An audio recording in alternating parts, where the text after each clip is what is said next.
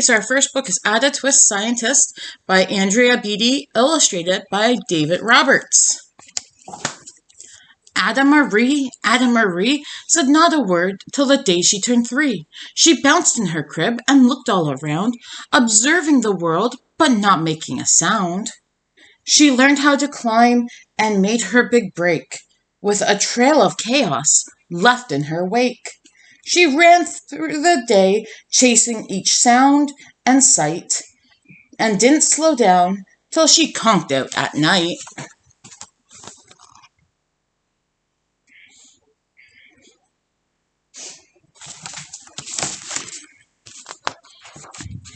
Her parents were frazzled, but tried not to freak, as Ada grew bigger and still did not speak. Clearly young Ada, with lots in her head, would say something when it ought to be said.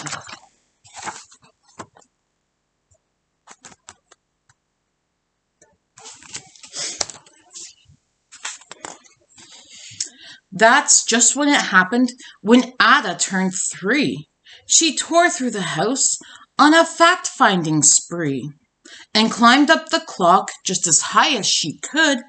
Her parents yelled, "Stop!" as all parents should. Ada's chin quivered, but she did not cry. She took a deep breath and simply asked, "Why?"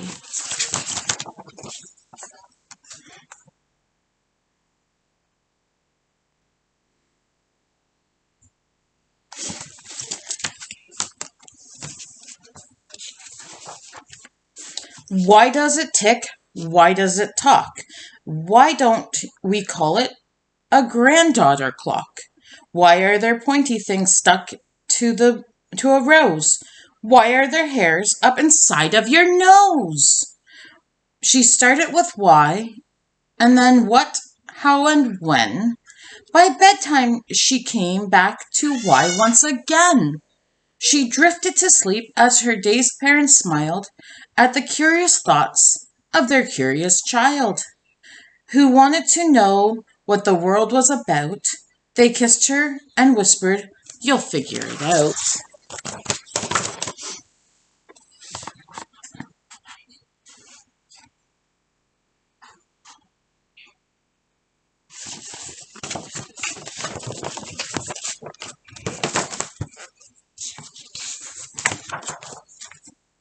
Her parents kept up with their high-flying kid, whose questions and chaos both grew as she did.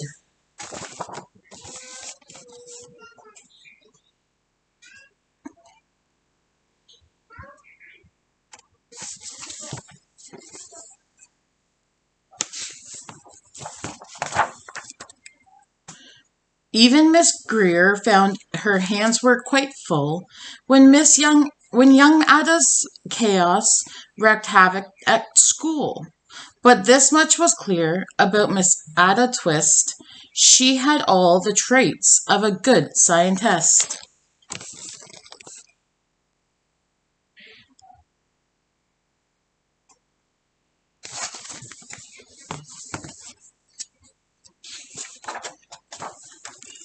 Ada was busy with that first day of spring, testing the sounds that make mockingbirds sing, when a horrible stench whacked her right up in the nose, a pungent aroma that curled up her toes. "Zowie!" said Ada, which got her to thinking, "What is the source of this terrible stinking? How does a nose know there's something to smell? And does it stink if there's no nose to tell?"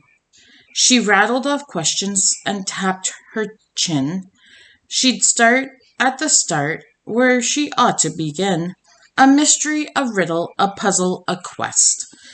This was the moment that Ada loved best.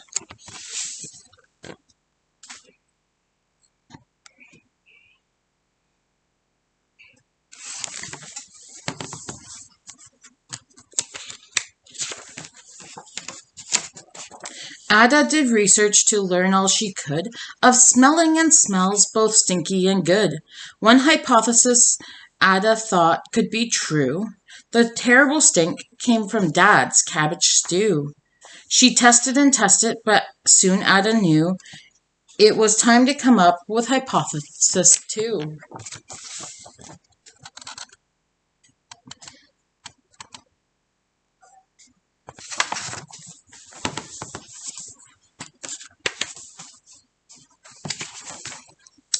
Then zowie, the stink struck again, just like that. Hypothesis 2. It's caused by the cat. The cat couldn't make such a stink on its own. It needed perfume and some fancy cologne. So young Ada tested, and the test was a flop. She started again, but her parents yelled, "Stop!"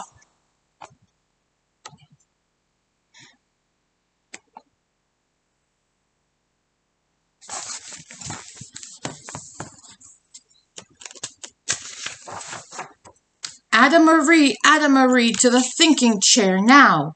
By the time we count 3. Enough, said her mother. That's it, said her dad. Her parents were frustrated, frazzled, and mad. Why? Ada questioned. Her mother said no. What? Ada queried. Her father said, go. You've ruined our supper. You've made the cat stink. Enough with your questions. Now sit there and think. She looked at her parents. Her heart turned to goo. Poor Ada Twist didn't know what to do.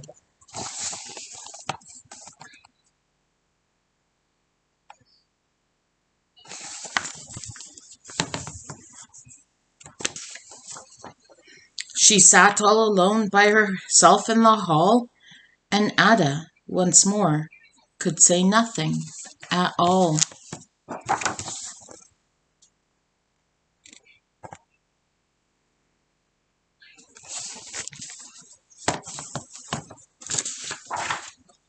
So Ada sat, and she sat, and she sat. She thought about science and stew and the cat, and how her experiments had made such a mess. Does it have to be so? Is that part of success?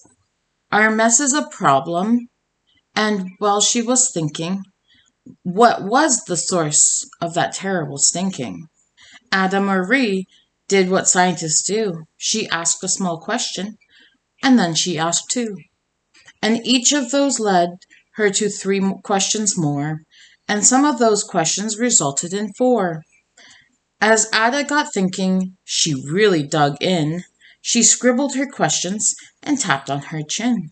She started at why, and then what, how, and when.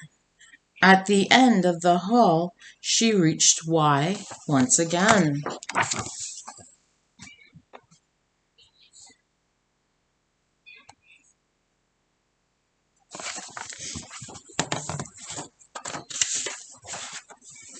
Her parents calmed down and they came back to talk.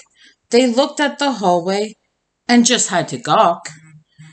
No patch of bare paint could be seen on the wall. The thinking chair now was the great thinking hall. They watched their young daughter and sighed as they did. What would they do with this curious kid who wanted to know what the world was about? They smiled and whispered, we'll figure it out.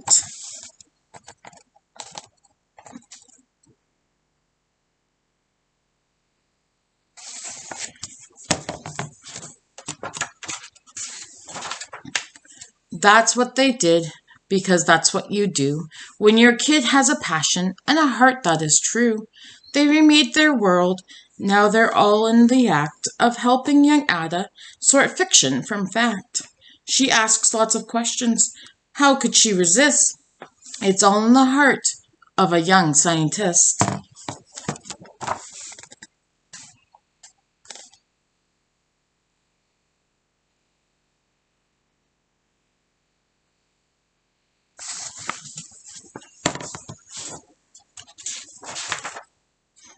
And as for the smell, what can Ada Twist do but learn all she can from her friends in grade 2?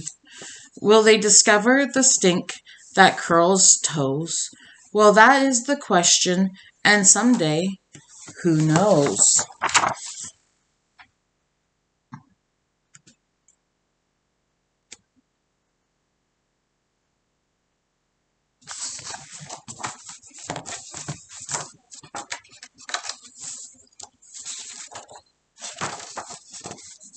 That's the end of Add a Twist.